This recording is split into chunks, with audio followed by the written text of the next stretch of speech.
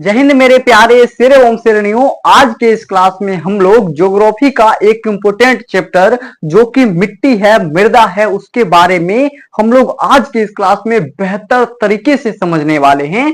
चलिए, आप लोग जो बोलते होंगे मिट्टी मिट्टी, मिट्टी जो है मिट्टी वो एक उर्दू भाषा के अंतर्गत आता है।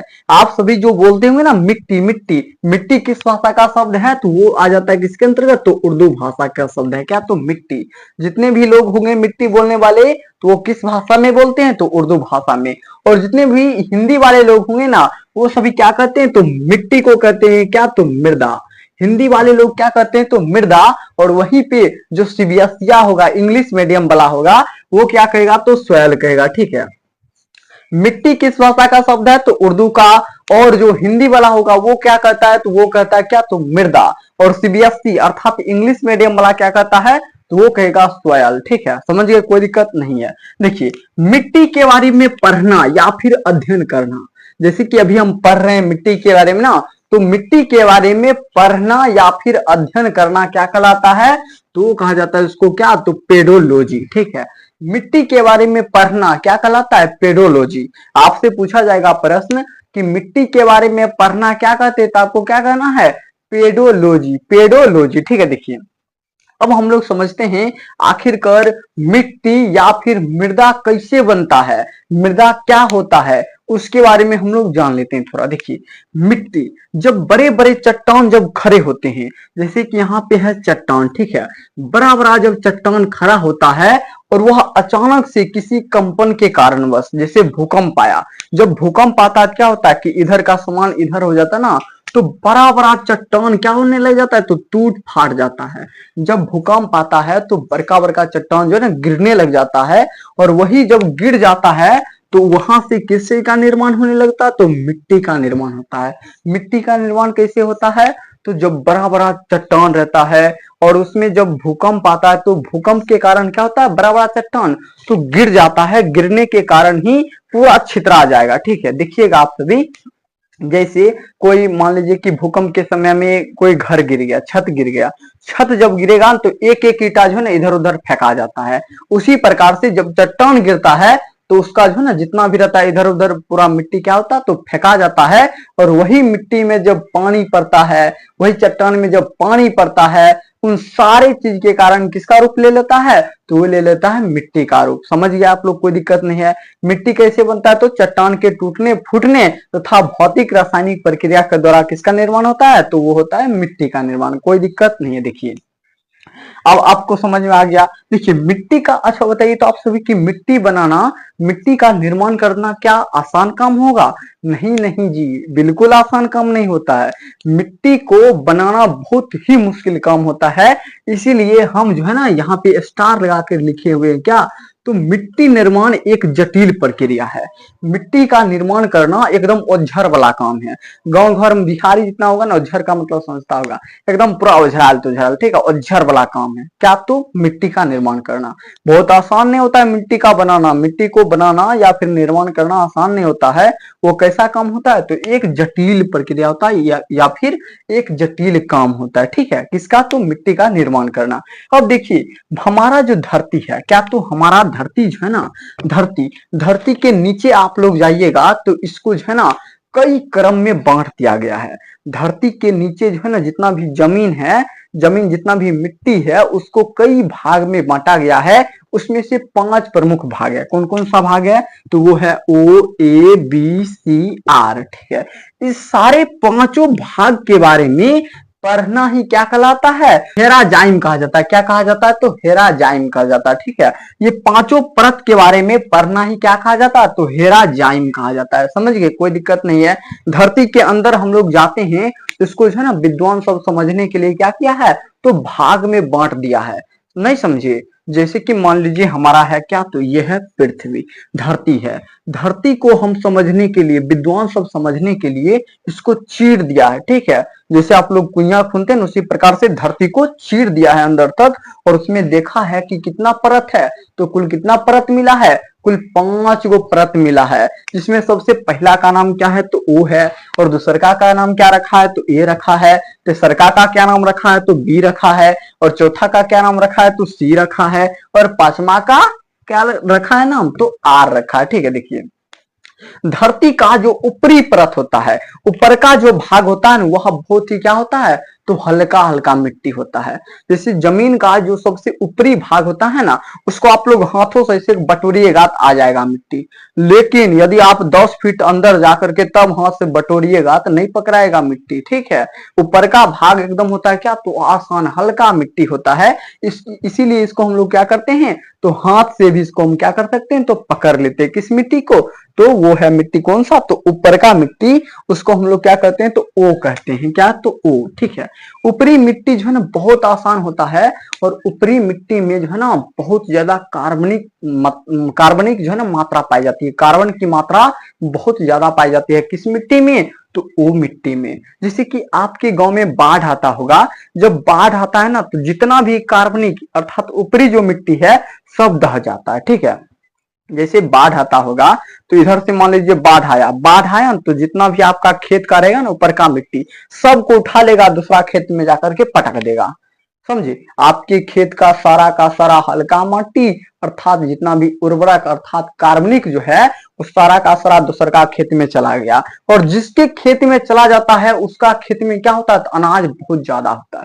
जैसे किसी के खेत में चला गया और जब पानी सब सूख जाता है तो धरती जब मतलब सोख लेता है पानी को तो ऊपर ऊपर में क्या रह जाता है तो आपके खेत वाला मिट्टी रह जाता है, और उसमें क्या रहता है तो नमी की मात्रा ज्यादा रहती है ना, कार्बनिक की मात्रा ज्यादा रहती है, इस कारण से फसल भी क्या होता है बहुत ज्यादा होता है। किसमें तो दूसरका वाला खेत में। समझिएगा आप सभी, ठीक है। और आपके खेत में आ गया तो एकदम पूरा बहुत बल्ले बल्ले है, देखिए समझ गए, कोई दिक्कत नहीं है। और बी को मतलब दूसरा का जो परत है दूसरी परत उसका नाम क्या रखा है तो ए रखा है। देखिए जितना भी छोटा छोटा पौधा होता है, जैसे छोटा छोटा पौधा क्या तो धान गेहूं जितना भी मकई होता है इस सारा का सारा क्या तो छोटा पौधा है। इसका जो मतलब जाता है ना जल्ला जल्ला जड़ जो जाता है वो कहां तक जा पाता है तो वो जा पाता है ए तक। ठीक है, जितना भी छोटा छोटा पौधा रहता है उसका जल्ला कहां तक जाता है तो ए के तहत जाता है, ए के मतलब ए परत तक जाता है। किसका जल्ला तो छोटका छोटका फसल का। और उसके बाद जो बड़ा बड़ा पौधा होता है, बहुत ही बड़ा बड़ा पौधा, उसका जल्ला बहुत ही बड़ा बड़ा होता है, वो कहां तक उसका जड़ जा सकता है तो वो जा सकता है कहां तक तो बी तक जा सकता है। ठीक है, बड़ा बड़ा पौधा का जड़ कहां तक जा सकता है तो बी तक। ठीक है, और सी में आप लोग जब जाइएगा तो आपको यहां तक मतलब यहां तक आ गया बड़का पौधा का, ठीक है जड़, लेकिन सी में प्रवेश नहीं कर पाता है। क्यों? क्योंकि इसके अंतर्गत चट्टान पाए जाते हैं, चट्टान बहुत मजबूत होता है, उसमें तो जा नहीं पाएगा उसका जल्ला। ठीक है, जैसे कि आप समझिए एक मान लेते हैं कि धान का फसल है, ठीक है, धान का पौधा है, धान का जब पौधा है वो तो उसका जल्ला जो है मान लीजिए प्लस्तर किया हुआ है, क्या उसके अंदर जा पाएगा? नहीं जा पाएगा, इसीलिए चट्टान के अंदर जो है ना नहीं जा पाता है। क्या तो बड़ा बड़ा पौधा हो चाहे कुछ भी हो। तो आपसे पूछेगा एग्जाम में प्रश्न कि किस चट्टान में मतलब किस जो है ना परत में जमीन किसी भी पेड़ पौधा का जल्ला नहीं जा पाता अंदर, तो आपको कहना क्या तो सी और आर में, सी और आर में। सी में नहीं जा पाएगा, सी रोक देता है, क्यों? क्योंकि इसमें क्या पाया जाता है तो पाया जाता है चट्टान। और सबसे निचली जो परत है उसको हम लोग क्या कहते हैं तो उसको कहते हैं आर। ठीक है, इसको रॉ बोला जाता है, क्या बोला जाता है तो रॉ रॉ। ठीक है, देखिए इसके तहत जो बड़ा बड़ा बिल्डिंग बनता है, बड़ा बड़ा मकान बनता है ना, वो सब कहां तक धसाता है तो वो जाता है कहां तक तो रॉ के अंतर्गत। सोचिए इतना गहरा कर देता है तब बनाता है मकान, तब बड़ा बड़ा मकान जो है ना नहीं गिरता है। नहीं तो वो बना दे ना बी नहीं ए तक बना दे, ए तक तो बनेगा नहीं। जैसे गांव घर में क्या बनता है एक दो महल का होता है ना जितना भी मकान, वो बनता है कहां तक तो ओ तक। ठीक है, ओ ए तक बनता है, वहीं पे जो बड़का मकान बनता है वो आर तक जाता है। नहीं तो लगा देना यहाँ तक तो गिरिए जाएगा मकान, 5 महल गया एकदम गिरिए जाएगा, 10 महल गया गिरिए जाएगा ढन बना करके। इसलिए कहां तक ले जाता है मकान को तो आर तक, रॉ तक ले जाता है। ठीक है, देखिए अब हम लोग देखते हैं भारत की जो मृदा है, हम लोग किस देश में रहते हैं? भारत देश में। वहां की जितनी भी मिट्टी है ना, भारत की, हमारे देश की जो जितनी भी मिट्टी है, मिट्टी में किसकी कमी रहती है पता है आप लोग को? नाइट्रोजन की कमी रहती है, फास्फोरस की कमी रहती है और पोटास की। सोचिए, तीन तो मेन चीजें हैं मिट्टी के लिए, फसल के लिए, और तीनों तीनों गायब रहता है। सोचिए सोचिए कितना आश्चर्यचकित वाला बात है कि भारत के मिट्टी में तीन चीज की कमी रहती है, और वो वही चीज के कारण क्या होता है? तो फसल हम लोग का उपजता है। नहीं देंगे तो नहीं होगा, नहीं रहेगा मिट्टी में तो नहीं होगा फसल। ठीक है, देखिए वो क्या क्या चीज है? तो नाइट्रोजन है, फास्फोरस है और पोटास है। नहीं समझे नाइट्रोजन का मतलब तो हम आपको समझाते हैं। जो खाद डालते हैं ना उर्वरक, वो क्या है? तो नाइट्रोजन है। ठीक है, खाद जो डालते हैं आप सभी उर्वरक, वो क्या है? तो नाइट्रोजन है। और डीएपी जो आप लोग बोलते होंगे ना, डीएपी पोटास दीजिए, दुकान पर जाते होंगे कहते होंगे कि डीएपी दीजिए, पोटास दीजिए। ठीक है, लड़का लड़का नहीं होता, करिकबा करिकबा, समझे? फास्फोरस क्या होता है? तो डीएपी। और पोटास तो आप समझ भी करते ना। देखिए पूछेगा आपसे प्रश्न कि आपके जो है ना खेत में, भारत में किन तीन चीज की कमी पाई जाती है? भारतीय मृदा में किन तीन चीज की कमी पाई जाती है? तो आपको क्या कहना है? आपको कहना है खाद, डीएपी, पोटास। ठीक है, खाद, डीएपी, पोटास की कमी पाई जाती है। तीनों मेन चीज की ही कमी पड़ जाती है किसी में? तो भारतीय मृदा में। ठीक है, बहुत घाम चल रहा है ना, पसीना बहुत चल रहा है, क्योंकि जो है ना यहाँ पे शाम रात का तो टाइम है और यहाँ पे मतलब गर्मी बहुत ज्यादा है, इसलिए पसीना बहुत चल रहा है। कोई बात नहीं है। जो पानी से नहाएगा वो अपने शरीर का लिबास बदलेगा, और जो पसीने से नहाएगा वही एक दिन इतिहास बदलेगा। इसलिए आप सभी चिंता मत कीजिएगा कि रजनीश सर के जो ना मुंह से पसीना चल रहा है। कोई बात नहीं है बबुआ, ठीक है। जो पानी से नहाएगा वो क्या बदलेगा? तो अपना शरीर का लिबास बदलेगा, और जो पसीने से नहाएगा वही एक दिन इतिहास बदलेगा। मेरे साथ साथ आप भी बदलिएगा, ऐसा नहीं कि हम भी बदल रहे, हम ही खाली बदल देंगे। आपके बिना कुछ नहीं हो सकता, आप यदि साथ नहीं देंगे तो कुछ नहीं हो पाएगा। ठीक है, इसलिए आप हैं तो हम हैं, ऐसा नहीं कि हम हैं तो आप हैं, हो सकता है। ठीक है, देखिए कोई दिक्कत नहीं है। अब हम लोग चलते हैं मेरे प्यारे शेर एवं शेरनियों सभी, मृदा के प्रकार के अंतर्गत। मिट्टी आखिरकार कितने प्रकार के होते हैं? एक चीज आपको बताए, भारत में जो है ना 43% भूभाग पे, कितना प्रतिशत? तो 43% भूभाग पे क्या पाया जाता है? तो वो मैदान पाया जाता है। ठीक है, ये वाला मैदान ना समझ लीजिएगा कि सुबह सुबह उठते हैं और चल देते हैं लोटा लेकर के, वो वाला मैदान मत समझिएगा, ये दूसरा मैदान है। खेतर जो है ना, जमीन सब, वही मैदान वाला हम बात कर रहे हैं। ठीक है, समझे? आप सभी कुछ दूसरा मत समझिएगा। भारत में कितने प्रतिशत भूभाग पे जो है ना मैदान पाए जाते हैं? तो आपको कहना है 43% भूभाग पे मैदान पाया जाता है। कोई दिक्कत नहीं है। चलिए अगला चलते हैं मृदा के प्रकार के ऊपर। मृदा के जो है ना प्रमुख रूप से 6 प्रकार है। आप यदि बड़े बड़े एग्जाम में जाइएगा तो आपको बताएगा कि मृदा के कुल 8 प्रकार हैं, लेकिन प्रमुख रूप से यदि मृदा का कोई प्रकार है तो वो कितने प्रकार हैं? तो कुल 6 प्रकार है। कितने? तो 6 प्रकार। मृदा के कुल कितने प्रकार हैं? तो 6 प्रकार। सबसे पहला आ जाता है क्या? तो सबसे पहला है जालोढ़ मृदा। सबसे पहला कौन सा मृदा? जालोढ़ मृदा, जालोढ़ मृदा। ठीक है, दूसरा है करिकबा मृदा, काली मृदा। दूसरा कौन सा मृदा है? काली मृदा। दूसर का काली मृदा। सबसे पहला जालोढ़ मृदा, दूसर का काली मृदा, और तीसरा है ललका और पियर का मृदा, लाल और पियर मृदा। आप सभी लाल और पियर मृदा देखे हैं? ठीक है, कल के क्लास में हम लोग दिखाएंगे आपको कैसन होता है लाल और पियर मृदा। देखिए, और चौथा जाता क्या? तो लेटेराइट मृदा, एकदम लेटेराइट मृदा।